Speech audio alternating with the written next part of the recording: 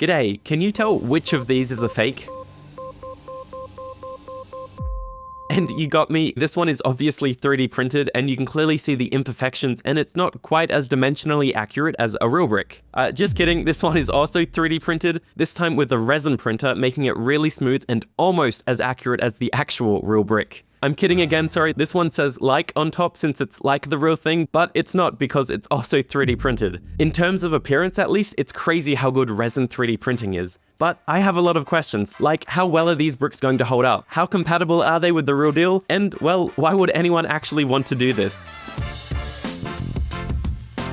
And to answer all of these questions, HeyGears is the sponsor of this video and they've sent over their new PARP 10 rapid prototyping resin, as well as their PAM 10 resin kit that lets you make resin in almost any color. The shape of these resin bottles mean they tessellate perfectly in the box, unlike round bottles, which is a fun little detail that probably saves quite a bit in shipping expenses. And when you use them with the Ultracraft Reflex, these bottles auto-refill the printer because the nozzles allow you to hold them upside down without leaking. Only when pressure is applied does the resin start to flow out. And this means we can load them into the back of the printer and it'll only take as much as it needs for each print. Oh, and since you last saw the Ultracraft Reflex in one of my videos, I've listened to your comments and I've moved the whole setup to this cart, which includes the resin printer, wash station, curing station, a heap of cleaning supplies, and a little space on top for messing around. And I have to admit, I'm still a noob when it comes to resin printing, but now that I have a dedicated space for it, combined with how beginner-friendly the Ultracraft Reflex is, I think I should have a pretty nice time. The first thing that I'm going to print are some test pieces using the new prototyping resin from HeyGears. And it's cool for a few reasons because 1, it's suitable for fast printing, 2, it can be cured quickly, and 3, it's less expensive than their other resins. But it's also capable of printing fine details and has a medium level of strength. This makes it great for experimentation before you lock in a design and move to a more heavy-duty resin. Or really, it's also just good enough to use all the time if you want to. Anyway, I cleaned up the print surface, loaded the resin into the back, realized my cart wasn't level, so I shimmied some cardboard underneath, and then I started the print.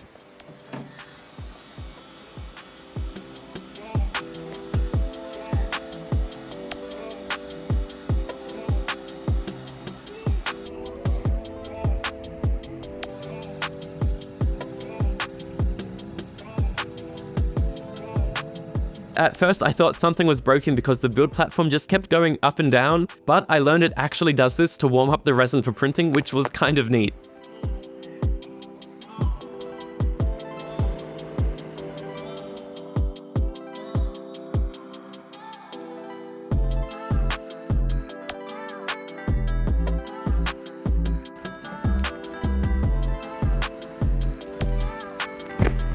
And here it is. And for post-processing, here's my process. First, I remove all the parts from the build platform.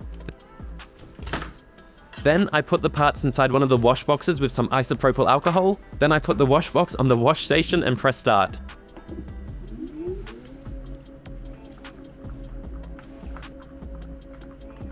And when that's done shaking, we can drain the nasty resin isopropyl mixture from the wash box into a separate wash box to reveal our parts. And now that our parts are clean, it's just a matter of removing the supports. This is also when you would sand down these nubs from where the support's connected, but for these initial prints, I'm going to skip that step. And the final step is that we can put them in the microwave, curing station, to harden. And the same sliced file we used to print these parts in the resin printer can also be sent directly to the wash and curing stations, and this way the settings are pre-configured for the specific print, which is really handy for people like me who have no idea how long they should cure prints for.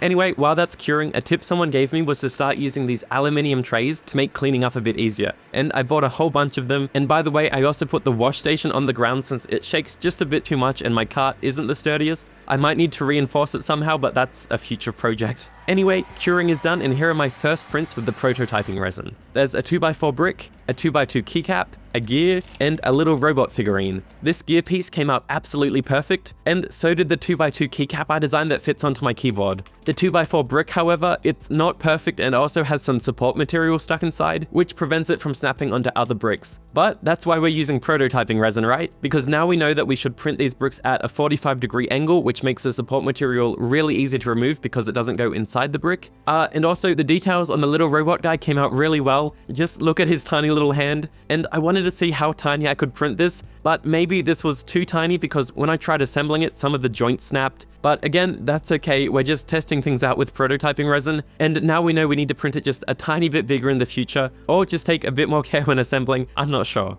The next prototype part that I'm going to print is this piece, and I'll show you what it's for when it's done.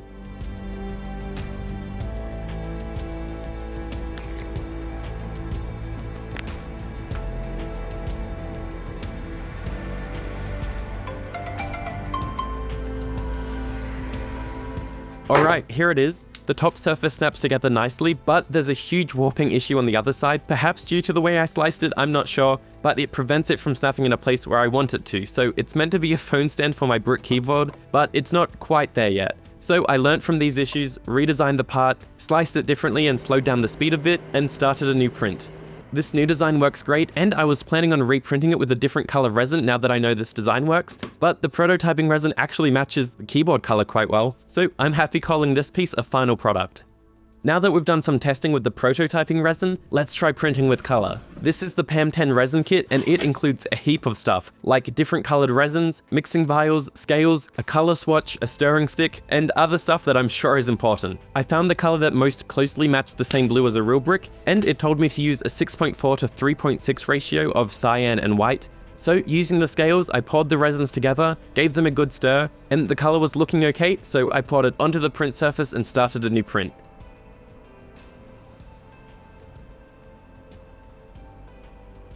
This time I'm reprinting the 2x4 bricks and the keycap, but I'm also throwing in this round plate as a test.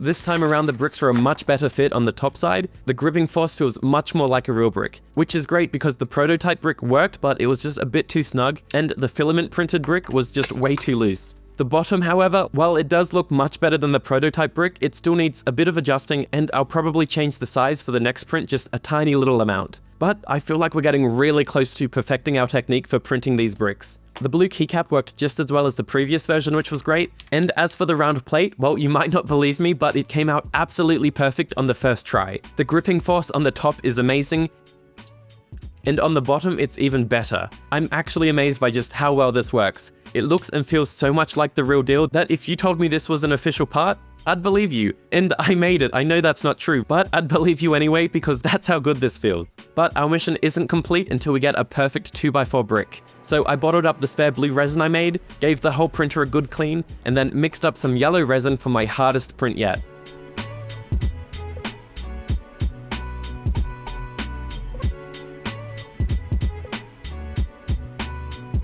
This is the back panel of the CMF phone that just came out, and I remixed it to have brick studs on the back because I thought that would make for a funny phone case, and I also of course included the 2x4 bricks on the plate as well.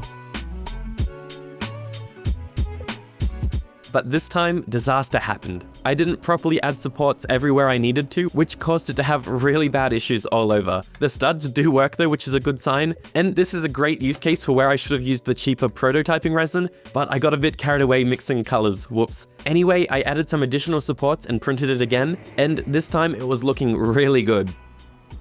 While it's being cleaned up, now's a great time to tell you about an exclusive offer from HeyGears. If you use my unique link below to purchase the Ultracraft Reflex 3D printer before the 10th of August, you'll receive a $200 discount and get 2 bottles of the PARP10 prototyping resin for free. This resin 3D printer is the only one I use, and I did a whole review talking about it, and I love it because it makes resin printing as painless as possible, and it's also capable of producing some amazing quality prints. Make sure you check out the link below if you're interested. Anyway, after washing it and removing the supports, I also sanded down some of the supports this time around, starting with a rougher finish and then gradually getting finer. I only did this to the outside surface and left the inside surface alone because nobody will see it there anyway. But one thing that I didn't anticipate is that the curing process can warp the print sometimes, especially if the parts are thin like they are for this phone case, which, surprise surprise, is exactly what happened.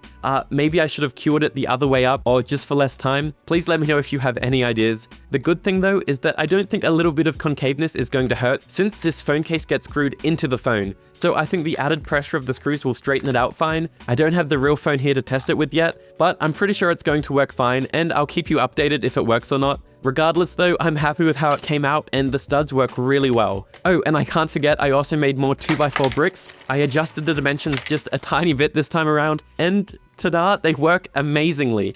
They hold well on both the top and the bottom. So there we go, after dialing in my models and process, we have successful 3D printed bricks that work great, seem like they're going to hold up well, and are fully compatible with the real thing. The only thing that gives this away is that I didn't sand down the nubs because I'm lazy, but we still haven't answered the question, why would anyone actually want to do this? Well, firstly, it's a fun exercise, but most importantly, I think this is great for making parts that don't exist or aren't being made anymore. Like imagine you need a precise custom gear piece for a specific project, you can just resin 3D print it with amazing results that other 3D printers just can't give you. And take this round plate for example, this is actually a custom piece that you can't just buy because the real 6x6 round plate has a hole in the middle for some reason, and the phone case, well, you definitely can't buy this. It is just essentially an adapter for making a phone compatible with bricks, but I think this is the funnest use case for 3D printing bricks. 3D printing these simple 2x4 bricks on the other hand, while they did work fine once I got my settings dialed in, it's just a lot of work when you can buy a whole cup of these for like $10. The effort required just isn't worth it.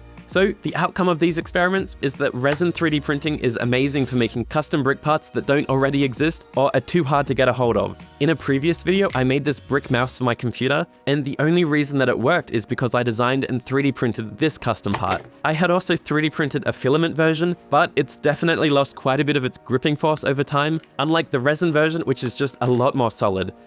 I did accidentally snap the corner off though, but I just taped it up, it's fine. There's also a lot of great examples on Etsy of people making custom parts that are compatible with their Lego sets, like these unique train tracks that I think are just brilliant. And I think that answers all the questions I had. I'm going to keep designing and resin 3D printing some custom parts. I think doing a whole set of these resin keycaps will be my next project. They're just a lot nicer than the previous ones I made. Also, with all the leftover yellow resin in the tank, I also 3D printed some more of my maker coins. If you haven't seen these before, it has my name, a heap of secret codes to crack, and it's also a screwdriver and a ratchet adapter. And I 3D printed these ones directly on the build platform with no supports, which is why you can see these circles here. Then I remembered I still have some blue resin left over, so I mixed it with the yellow to make green and printed way more maker coins.